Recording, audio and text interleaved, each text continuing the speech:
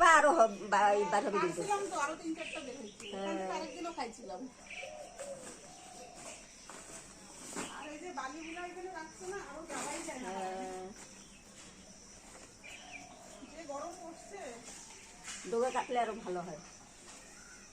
জবা গাছগুলোকে এখানে লাগাইছি না, এগুলো বাইন্দে দিতে লাগে।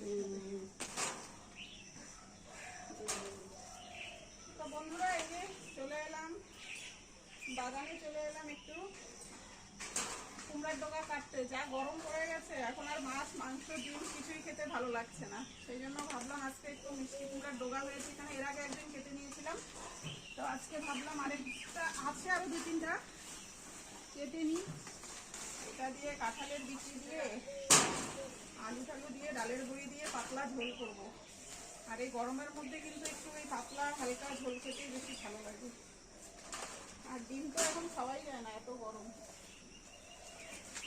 এই দেখো, এখানে বীজ পড়েই কিন্তু হয়েছে, কি সুন্দর হয়েছে না ডোগাগুলো। একটু একটু কিন্তু বৃষ্টিও পড়ছে, দেখো এত কড়া রোদ, তার মধ্যে একটু ওই যে হালকা বৃষ্টি হয়ে গেল। হালকা একটু বৃষ্টি হয়ে আজকে যা রোদ উঠলো, আরো বেশি গরম লাগছে। আর এই যে বাগানের যে অবস্থা, ঘাস এর আগে একদিন পরিষ্কার করছি, এখন আবার এই যে ঘাস হয়ে একদম হয়ে গেছে। অ্যাকচুয়ালি এখানে আমি সবজি করি না, এটা ফুলেরই বাগান। তো এখানে মাঝে মধ্যে 1-2টা লাগানো আছে, সুন্দর হয়েছে।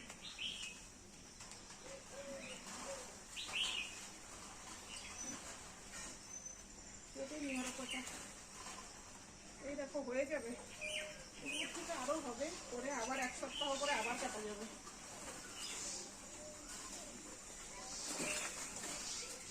এইটাতেও ভাত নেই।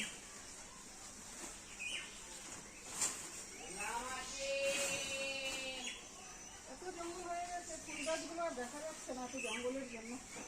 তো চলো আজকে এগুলোই রান্না বান্না করবো। তো যাই, এত গরম লাগছে আর দাঁড়ানো যাচ্ছে না। আর এইদিকে এই যে সুপারির খোল পড়ে সারা বাগান ভরে আছে, এখানে একটা পড়ে আছে, এগুলো পরিষ্কার করার সময়ই তো হয় না। বন্ধুরা, এই যে দেখো কুমড়া টোকা কেটে নিয়ে চলে এসেছি। এখন এই যে ধুয়ে, একদম কেটে ধুয়ে সব পরিষ্কার করে নিয়েছি। এখন রান্নাটা করব। আর এত গরম, যত তাড়াতাড়ি রান্না করে রান্নাঘর থেকে বের হওয়া যায় ততটাই ভালো, মানে গরমে একদম ঘেমে গেছি। তো এই যে কাঁঠালের বীজগুলোও কেটে নিয়েছি। তো এখন রান্নাটা করি, তোমরা দেখতে থাকো। এই দেখো বন্ধুরা, কড়াইটা বসিয়ে দিয়েছি। এখন এই তেল দিয়ে দিচ্ছি। তেলটা গরম হয়ে গেছে, এখন দিয়ে দেব এই যে শুকনো লঙ্কা, 2টো শুকনো লঙ্কা ভেঙে দিলাম। আর দিয়ে দিচ্ছি 5 ফোড়ন। আর বিশেষ কিছু মশলা এখানে দেব না, ফোড়নে এই দিলাম। দিয়ে এখন এই যে সুন্দর দিয়ে দিলাম, সব দিয়ে দেবো। সাথে এই যে কাঁঠালের বীজগুলোও দিয়ে দিলাম। দিয়ে দিলাম স্বাদ মতো লবণ। এখন খুব ভালো করে একটু নেড়ে চেড়ে নিচ্ছি।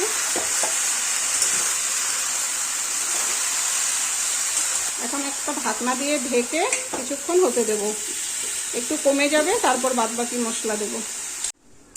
এবার ঢাকনাটা তুলে দেখে নিই। এই দেখো বন্ধুরা, কতটা কমে গেছে সবজিটা। এখন এর মধ্যে দিয়ে দিচ্ছি একটু হলুদ গুঁড়ো, জিরে গুঁড়ো, স্বাদ মতো চিনি দিয়ে আরেকটু ভালো করে নেড়ে চেড়ে নেব।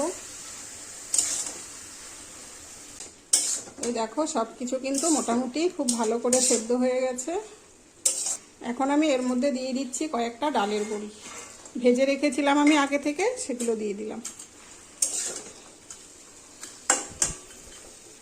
আর দিয়ে দেবো এখানে একটু চালের গুঁড়ি। এবার এই গরমে তো এরকম হালকা পাতলা ডোকা পাতার ঝোল খেতে আমার ভীষণই ভালো লাগে। তো তোমরা কারা কারা ভালোবাসো একটু কমেন্ট করে জানিও।